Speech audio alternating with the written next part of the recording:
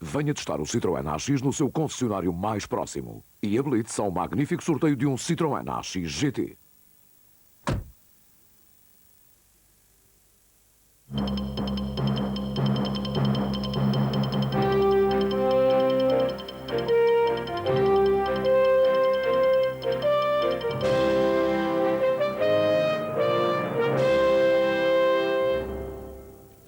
Boa noite. A guerra na Bósnia parou apenas algumas horas. O drama da ex-Jugoslávia não obedece aos acordos assinados pelos dirigentes em confronto.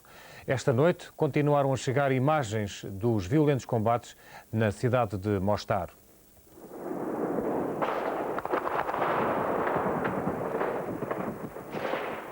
Mostar é agora palco de uma limpeza étnica. Segundo a Rádio Sarajevo, os croatas lançaram um vasto ataque contra os muçulmanos, tendo destruído e incendiado praticamente toda a cidade. Num espaço de 2 horas, 60 tiros de morteiro atingiram o hospital. Um hospital que praticamente já não pode ajudar. Os medicamentos quase desapareceram. O número de vítimas é elevado e há milhares de pessoas em fuga, na sua maioria muçulmanos. As Nações Unidas acusam a Croácia, mas Zagreb nega qualquer envolvimento nos confrontos de Mostar. Combates que não estão previstos nos acordos de paz. Em Bruxelas, a comunidade prefere não avançar ainda com a guerra. Os ministros dos negócios estrangeiros dos 12 decidiram, por enquanto, não dar ordens para os canhões e os soldados avançarem contra os sérvios na Bósnia. Em vez de ações radicais, afastadas por alguns dias, a comunidade vai reforçar o embargo contra os sérvios. Foi um conselho de expectativa perante elementos novos na crise da Bósnia, o cessar-fogo estabelecido no fim de semana e a adesão da Sérvia ao movimento para isolar os sérvios da Bósnia. Com esta atitude, a Sérvia e o seu presidente Slobodan Milosevic assumem uma posição crucial para a desejada solução negociada quanto ao futuro da Bósnia, mas também ficam com maiores responsabilidades. The new development in the last week or so has been the evident determination of President Milosevic to put pressure on the Bosnian Serbs to accept the peace plan. Now, I think we have to test that. Com a nova forma de pressão decidida pela Sérvia, a comunidade internacional sente-se mais encorajada a aumentar a eficácia das sanções em vigor. De momento, passaram para segundo plano as perspectivas de uma intervenção militar, embora continue a insistir-se que esta alternativa está em aberto. A CE ganha assim mais algum tempo antes de tomar uma decisão sobre tal envolvimento e poderão esvaziar-se as divergências com os Estados Unidos, que têm defendido com maior intensidade uma ação de dureza. Entendemos também que temos a apelar aos Estados Unidos da América e à Rússia para que apoiem a comunidade europeia nesta que parece ser a via mais adequada neste momento. Não quer dizer que não se altere a situação no futuro, mas que neste momento parece ser a via mais adequada, que é pressão política e diplomática, procura de chamar as partes à razão. O negociador da paz para a Bósnia, em nome da CE, David Owen, fez um relato circunstanciado sobre a situação no terreno. A CE terá também de tomar decisões sobre o seu envolvimento nas forças destinadas a aplicar o plano de paz da ONU. I do not think that we in Western Europe ought to allow our contribution to fall below a level that is credible to our political intent and our political commitment. O atual acordo de cessar-fogo na Bósnia, assim como a mudança de atitude por parte da Sérvia, constituem fatores de encorajamento para todos aqueles que pretendem evitar a guerra a todo custo. Entretanto, a posição de Slobodan Milosevic, o presidente da Sérvia, continua a tornar-se cada vez mais preponderante nos esforços para uma solução negociada. Fernando de Sousa, SIC, Bruxelas. Em França chegou a hora da austeridade. O primeiro-ministro quer parar a taxa de desemprego e relançar a atividade empresarial. Intenções hoje apresentadas num plano de recuperação económica e social do país. São 3 as principais medidas de austeridade previstas no plano Balladur: o aumento da carga fiscal para aliviar as contas deficitárias da segurança social, o aumento das taxas sobre os combustíveis, bem como sobre as bebidas alcoólicas. Todas estas medidas, hoje aprovadas em Conselho de Ministros extraordinário, entram em vigor já no próximo mês de julho. Com o projeto de lei de finanças e o orçamento retificativo hoje apresentado, Edouard Balladur espera vir a poupar este ano o equivalente a mais de 591 milhões de contos. Desse total, apenas uma pequena fatia constituirá, no entanto, economia efetiva, já que o resto será canalizado para um plano de apoio à atividade. Guerra aberta na caça à baleia. Ambientalistas defendem a proibição total. A Noruega e o Japão pertencem à linha dura. Querem mesmo que a moratória existente há 7 anos e que limita a caça seja totalmente banida. Negociações ferozes a adivinharem-se na conferência anual da Comissão Internacional da Baleia, que começou hoje na cidade japonesa de Kyoto.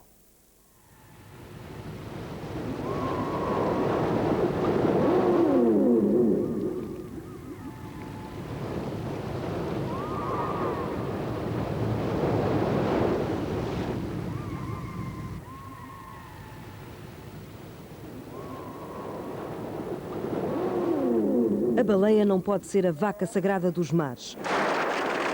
Assim pensa o governo nipónico, tal como os japoneses que esta manhã se manifestaram à porta da conferência lado a lado com os ambientalistas. Lá dentro, 39 países e centena e meia de organizações não governamentais dão voltas à cabeça para tentar encontrar um consenso. Não vai ser fácil. De um lado, o Japão e a Noruega, que defendem a abolição da moratória que proíbe a caça comercial. Do outro lado da barricada estão países como a França, que nesta conferência apresenta uma proposta mais radical. A criação de um santuário de baleias no hemisfério sul, acima do paralelo 40. Os ambientalistas também defendem a ideia. Our main message is that it is far too soon for any question of lifting the moratorium on commercial whaling. That must stay. Then, in addition, we also feel it's extremely important for the Southern Ocean to be made a whale sanctuary. A batalha vai ser dura. Há 7 anos atrás, quando a moratória entrou em vigor, a espécie corria sérios riscos de extinção. Hoje já não é bem assim. Uma ajuda aos baleeiros, que defendem o reinício da caça. Afinal, o número de baleias aumentou. Cerca de 90 mil no Atlântico Norte e 800 mil nos mares do Antártico. Mas a Noruega não vai esperar. Cerca de 10% da população vive do negócio e o governo está de mãos atadas. Até outubro, pretende matar entre 300 a 800 baleias. Chama-lhe um programa científico, mas ultrapassa largamente a cota de caça para pesquisa, a única permitida.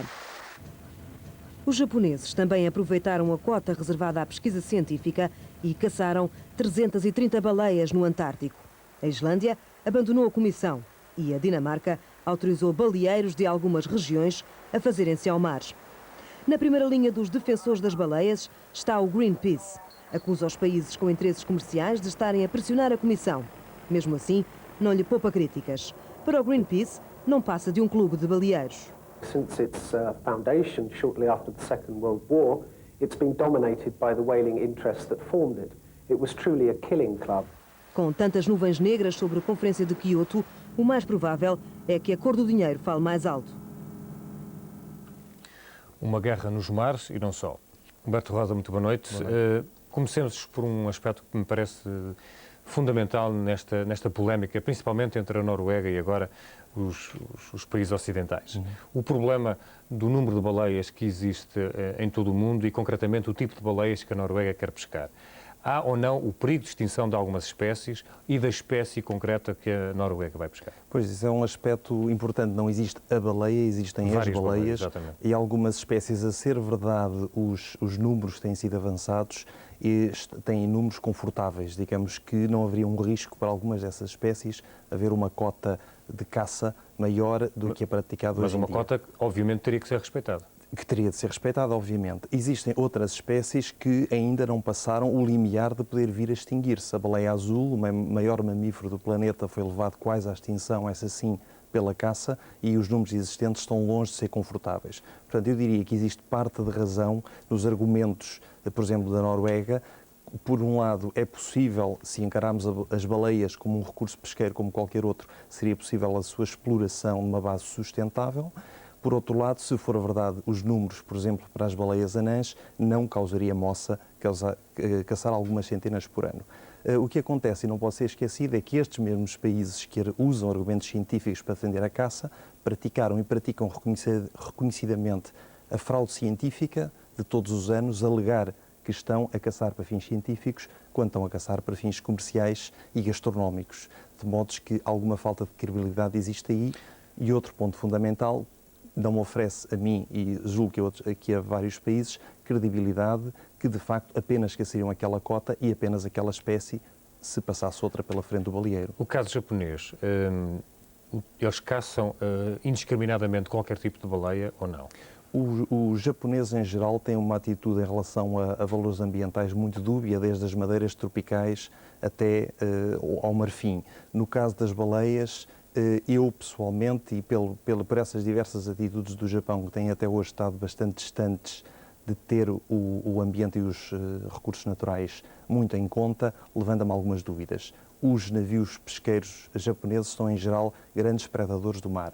Mas eu gostaria que também víssemos a questão da baleia de um ponto de vista não como um recurso pesqueiro, mas de facto do ponto de vista ético que tem sido levantado. Hoje ouvi a expressão, as baleias não podem ser as vacas sagradas dos oceanos. Que é um argumento dos japoneses. Exatamente. Eu risco-me a dizer que sim, que podem. Há algumas contradições nisto que podemos debater, mas os maiores mamíferos do planeta, com uma inteligência elevada, com formas muito interessantes de comunicação, de relações sociais, etc., provavelmente com um grau elevado de autoconsciência, de que a sociedade humana, em geral, não carece para se manter, e não acredito que os noruegueses passem fome se não se caçarem baleias, pode, a meu ver, e deve ser visto como um caso à parte e não como uma sardinha grande.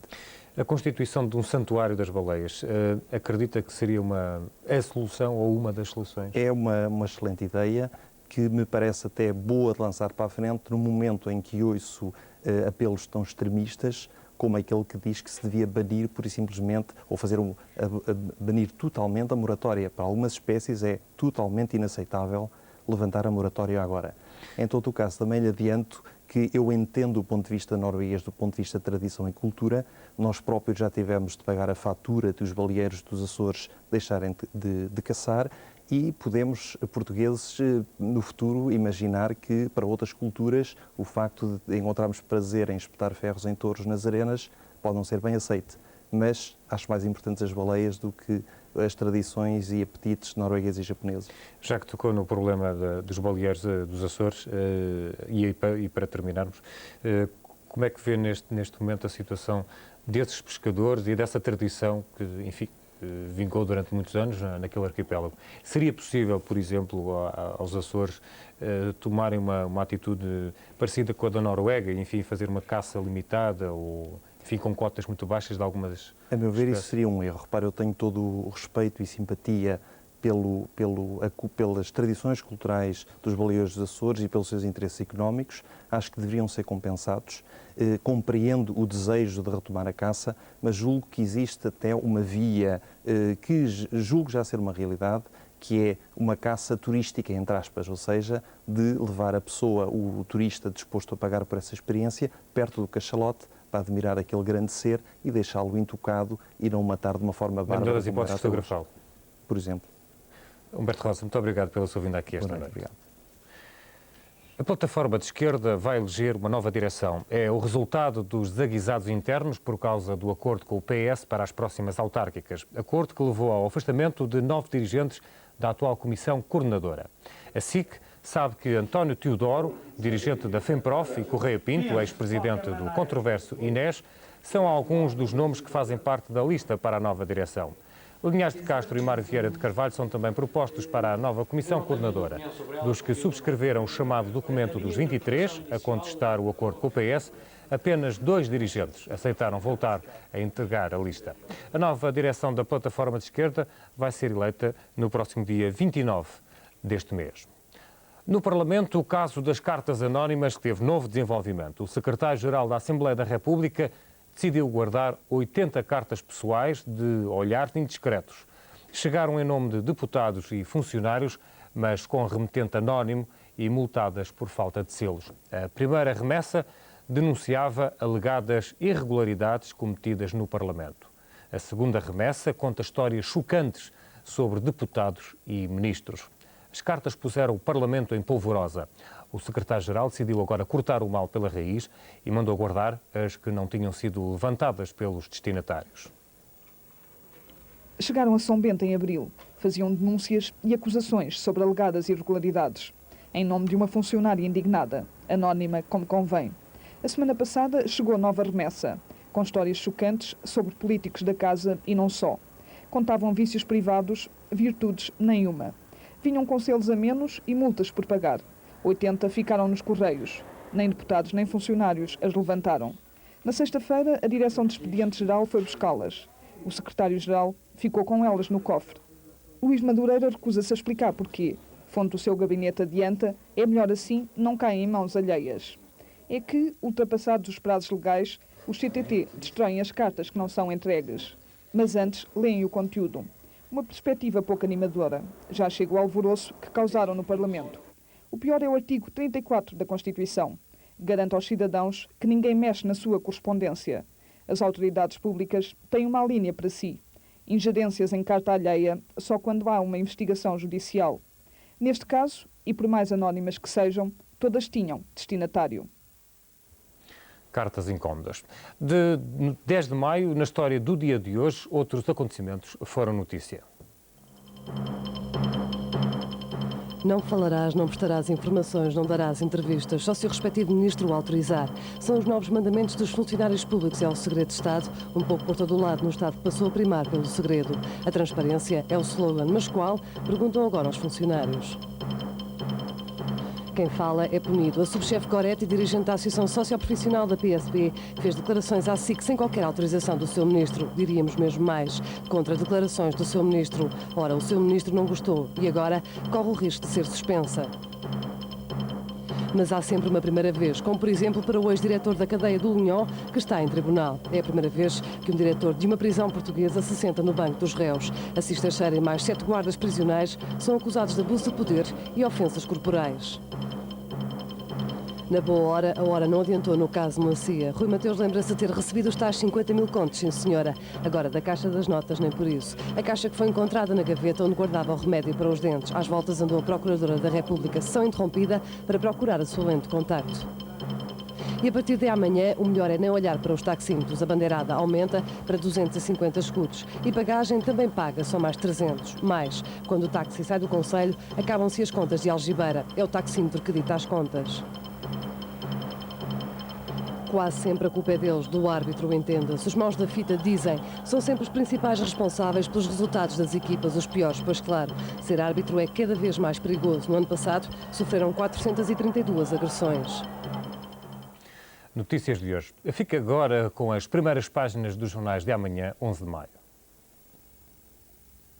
São os buracos da lei portuguesa na primeira do Público. O limite de 30% de capital estrangeiro na Central-Ser já era. A empresa tem, nesta altura, 90% de capital colombiano. Ainda no Público, o presidente polaco Lech Walesa, em entrevista, o ex-sindicalista de Gdansk não quer dinheiro português, prefere cooperação. No Diário de Notícias aparece uma Europa reticente em intervir na Bósnia. Ontem, em Bruxelas, a comunidade recusou a opção militar. Ainda no DN, o Setembro Português de Paul McCartney. O concerto do ex-Beatle será a 18 de setembro em Alvalade. No Correio da Manhã, outra música se anuncia, Prince, a 15 de agosto em Lisboa. Mas a manchete do CM vai para uma nova doença que anda à solta, a chamada perturbação de pânico. Nesta altura são já 200 mil os portugueses que sofrem da doença. Pelo Porto, o 1º de janeiro fala de um Porto cinzento e assustador, o verde engolido pelo botão. É o desastre ecológico da Invicta.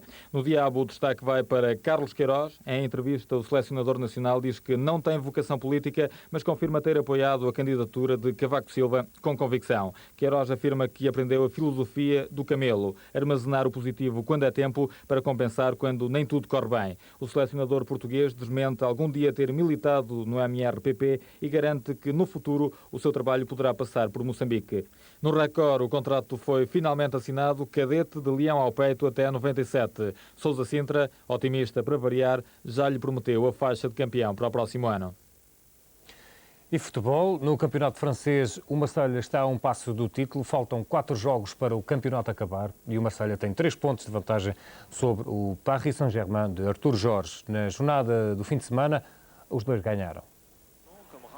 Depois da vitória no Mónaco para a taça, o Paris Saint-Germain ganhou no Parque dos Príncipes de novo ao Mónaco e para o campeonato. Mas as coisas não começaram da melhor forma para a equipa de Artur Jorge. Aqui, Rui Barros a falhar, a oportunidade sendo derrubado pelo guarda-redes Lama. Enervou-se o Paris Saint-Germain.